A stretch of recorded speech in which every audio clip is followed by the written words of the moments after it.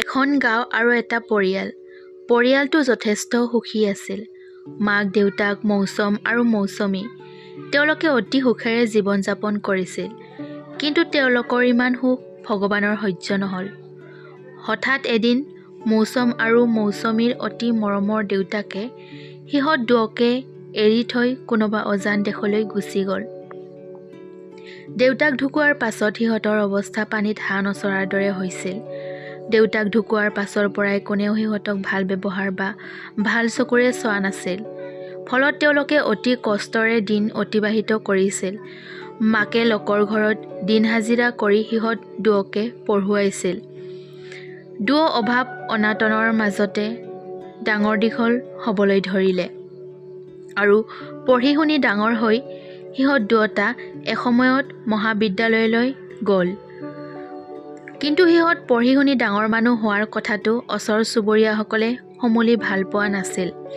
সিহঁত দুয়োকে কিছুমান চকু চৰহা লোকে সমালোচনা কৰিবলৈ ধৰিলে। কিন্তু সিহঁতে সেইবোৰ কথাত অকণো গুৰুত্ব নিদিলে। সেইবোৰলৈ কাণ নকৰি সিহঁতে একান্ত মনে নিজৰ কৰ্তব্য কৰি গৈছিল। এসময়ত মৌচম এজন ডাক্তৰ আৰু মৌচমী ইঞ্জিনিয়াৰ হ'ল। এদিন সিহঁতৰ জন্মভূমি ৰংপুৰ গাঁৱলৈ উলটি আহিল।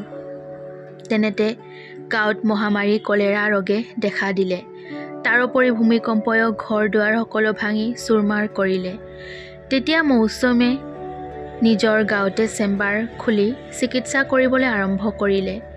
আৰু মৌচমীয়ে ঘৰ দুৱাৰ সজাৰ পৰামৰ্শৰ লগতে দুই এপদ বস্তুও যোগান ধৰিলে। আৰু এসময়ত গোটেই গাঁওবাসী ৰোগৰ পৰা মুক্ত হৈ পৰিল। অৱশেষত গাঁওবাসীয়ে সিহঁতৰ ওচৰত ক্ষমা প্ৰাৰ্থনা বিচাৰিলে। তেতিয়া সিহঁত দুয়োটাই ক'লে যে আমি আপোনালোকতকৈ বহুগুণে সৰু, গতিকে আপোনালোকে আমাৰ মাৰ ওচৰত ক্ষমা বিচাৰকগৈ। আৰু সিহঁতৰ কথা শুনি গাঁওবাসীয়ে সিহঁতৰ মাকক গৈ তেওঁলোকৰ ভুলৰ বাবে ক্ষমা বিচাৰিলে। গোটেই গাঁওবাসীক মৃত্যুৰ পৰা বচোৱা আৰু ঘৰ দুৱাৰ সজাৰ পৰামৰ্শ দিয়াৰ বাবে সিহঁতক ৰাষ্ট্ৰপতিয়ে পুৰস্কৃত কৰিলে।